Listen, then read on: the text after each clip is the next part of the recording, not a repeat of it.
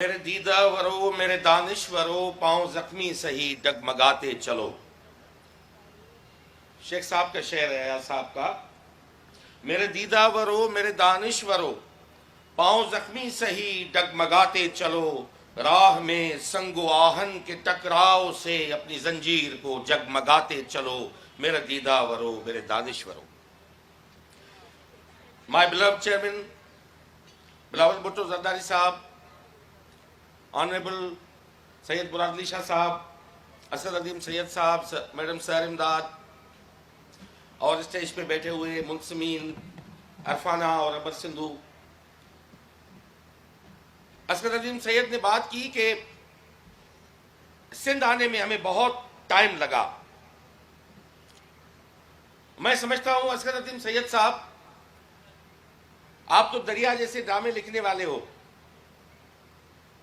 آپ نے ملتان میں جنم لیا اور ملتان اس سندھو کے کنارے پہ ہے جو اس ایک عظیم تہذیب تخلیق کرنے کا سرچشمہ ہمارا سندھو ہے. ہم آپ کو الگ نہیں سمجھتے, ہم آپ کو سندھ کا حصہ سمجھتے ہیں. اگر پنجاب نے سندھ کو سمجھنے میں دیر کی تو پنجاب کی کوتاہی ہے. سندھ تو ہمیشہ اپنا سمجھتا رہا ہے, کشمیر سے لے کے کیٹی بندر تک. اور وادی سندھ اس کے کئی معجزے ہیں. اس کا سب سے بڑا معجزہ ہمارے سامنے اس دنیا کی موسٹ ایڈوانسڈ اربن سیٹلمنٹ موہنجو-دڑو ہے. وادی سندھ کا معجزہ اس کے کناروں پہ لکھی ہوئی دنیا کی پہلی پوئٹری اور دنیا کا پہلا کتاب رگ ویدا ہے. غالباً دنیا کی پہلی نظمیں اور پوئمز سندھو کے کناروں پہ تخلیق ہوئی. سندھو کا سب سے بڑا معجزہ شاہ عبداللطیف بھٹائی ہے, جس کے لیے شیخ ایاز نے کہا تھا کہ دو پھول کھلے, ایک گنگا ماں کے کنٹھے پر, ایک سندھو ماں کے ساحل پر. ادھر امیر خسرو نے جنم لیا, ادھر شاہ لطیف نے جنم لیا. سندھو دریا کا معجزہ ہے کہ اس کے کنارے پہ شیخ ایاز پیدا ہوا. یہ معجزہ ہے. سندھو دریا کا معجزات کئی ہیں. سندھو دریا کا یہ بھی معجزہ ہے کہ شہید ذوالفقار علی بھٹو نے بھی سندھو کے کناروں پہ جنم لیا. شیخ صاحب کون تھے؟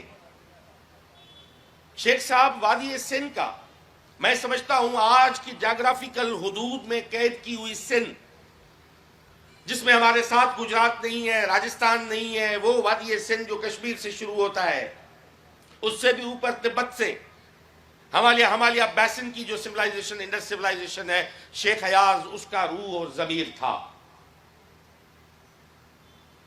شیخ ایاز کو فقط اس تک محدود کرنا اور قید کرنا, شیخ ایاز فقط سندھیوں کا شاعر ہے اور سندھی زبان کا شاعر ہے, میں سمجھتا ہوں ایسے یونیورسل اور آفاقی پوئٹ کے ساتھ یہ سب سے بڑی زیادتی ہوگی. اگر یہ ہے تو پھر نظم الاسلام جو ہے وہ فقط بنگالیوں کا شاعر ہے کیا؟ اگر یہ ہے ناظم حکمت فقط ترکیوں کا شاعر ہے کیا؟ اگر یہ ہے تو گارشیا مارکیز فقط اسپینش کا شاعر ہے کیا؟ گارشیا لورکا. اگر یہ ہے تو فیض احمد فیض فقط پنجابیوں کا شاعر نہیں ہے. فیض احمد فیض ان پوری دنیا میں بسنے والے روشن خیال, باشعور, انکلوزیو سوسائٹی کے خواب دیکھنے والے معاشرے اور بندوں کے وہ شاعر ہیں, وہ ان کے مفکر ہیں, وہ ان کے رہبر ہیں. اسی طرح شیخ ایاز کو کچھ دن سے ایک تنقید چل رہی تھی. میں کہتا ہوں کہ جو کریٹو لوگ ہیں, جو تخلیق کار ہیں, ان کو محدود کرنا کسی ایک نظریے اور وابستگی کے ساتھ, یہ ان کے ساتھ سب سے بڑی زیادتی ہے.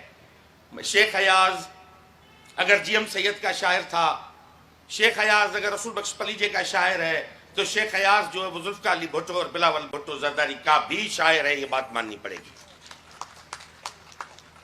ہم یہاں پہ آج کہتے ہیں کیونکہ شیخ ایاز کی اور ذوالفقار علی بھٹو صاحب کی دوستی تو آپ نے بیان کی, مگر ایک واقعہ جس کے راوی دو ہیں, استاد شفیع فقیر اور صادق فقیر, جو اس جہان میں نہیں رہے, کہ استاد مجید خان سارنگی والے نے بتایا کہ ایک دفعہ گاڑی آئی حیدرآباد کی ان تنگ گلیوں سے گزرتی ہوئی, کہ استاد مجید خان بہت بڑے سارنگی نواز تھے چیئرمین صاحب, کہ وہ اس کو لینے کے لیے ایک گاڑی آئی، انہوں نے کہا کہ آپ کو کہیں پہ چلنا ہے، اس میں کچھ افسران بیٹھے ہوئے تھے. وہ جیسے اس گاڑی میں بیٹھے تو انہوں نے اندھیرے میں دیکھا کہ اس میں ایک شخص فقیر عبدالغفور بھی بیٹھا ہوا ہے، اور وہ گاڑی وہاں سے گزرتی ہوئی کیسی ایسی جگہ پہ پہنچی جہاں پہ سفید پہران میں ایک شخص ایک کرسی پہ بیٹھا تھا، سامنے چھوٹا سا اسٹیج لگا ہوا تھا اور اس پہ میوزیشنز کو بٹھایا گیا. اور جیسے استاد مجید خان نے کہا ہم وہاں پہ پہنچے تو جو شخص ہمارے سامنے بیٹھا تھا وہ شہید ذوالفقار علی بھٹو تھا، اور اس نے کھڑے ہو کے کہا کہ اس میں استاد عبدالغفور کون ہے، فقیر عبدالغفور کون ہے. تو اب استاد عبدالغفور آگے گیا، اس نے کہا کہ بھٹو صاحب میں ہوں فقیر عبدالغفور. اس نے کہا میں نے تمہیں اس لیے بلایا ہے کہ تم مجھے شیخ ایاز کا وہ گیت سناؤ جو 1 یونٹ کی اینٹی 1 یونٹ موومنٹ میں شیخ ایاز نے لکھا تھا.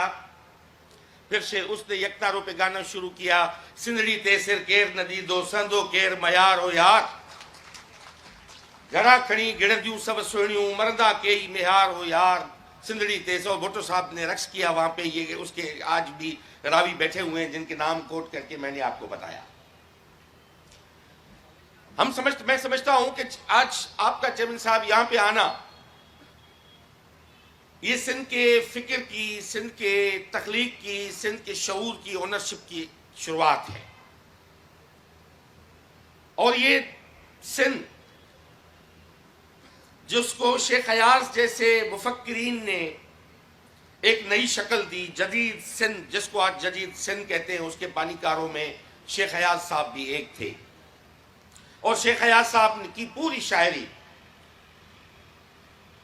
نہ فقط انسان دوستی، مزاحمت، جدوجہد، انقلاب کی علامت ہے، اس کے ساتھ ساتھ وہ اپنی مٹی اور اپنے لوگوں کے ساتھ ایک کمٹمنٹ کی بے مثال ایک نشانی ہے. کوکیے نہ ڈوڑے مقتل دیا رت میں خوشبو مہندی اچی، کوکیے نہ ڈوڑے مقتل دیا رت میں خوشبو مہندی اچی، کوکیے نہ ڈوڑے زندہ دے تھا زلف چکن زنجیرن جا، اے قوم بدایا تھے قصہ قلموں تو کھے تقدیرن جا. اس قوم کی تقدیر کے قصے سنانے والے جو راوی ہیں اس میں شیخ ایاز صاحب تھے. اور آپ کا آنا ادھر میں سمجھتا ہوں کہ ایک نئی نوید ہے. اور میں یہ جتنے بھی ہمارے سامنے بیٹھے ہوئے یہ سندھ کے وہ ضمیر ہیں، سندھ کی روح ہے. اس طرف میرے رائٹ سائڈ پہ بیٹھے ہوئے ہیں، یہ سارے وہ لکھنے والے لوگ ہیں جنہوں نے اپنی خستہ حالی میں بھی اپنی مٹی اور دھرتی کے ساتھ وفا کی ہے، ان کے ساتھ کھڑے رہے ہیں اور ان کے حقوق کے لیے اپنی جدوجہد کرتے رہے ہیں. اور میں زیادہ آپ کا ٹائم نہیں لوں گا. آخر میں فقط شیخ ایاز صاحب کا میں وہ شعر پڑھوں گا جو اس نے ذوالفقار علی بھٹو کی شہادت کے وقت وہ لکھا تھا. تو مکھے پھائی چاڑی دے ماں توکھاں مور نہ مرنوں ہاں. اب یہ ذوالفقار علی بھٹو صاحب مخاطب ہو کے جلاد تارا مسیح سے کہہ رہا ہے کہ تو مکھے پھائی چاڑی دے ماں توکھاں مور نہ مرنوں ہاں، گونجار کدی جا مکھاں پو تے جدڑی جو ماں جھرنوں ہاں، نو چارن بنجی چنگ کھڑی ماں ورنوں ہاں، ماں ورنوں ہاں، تو مکھے پھائی چاڑی دے ماں توکھاں مور نہ مرنوں ہاں. Thank you.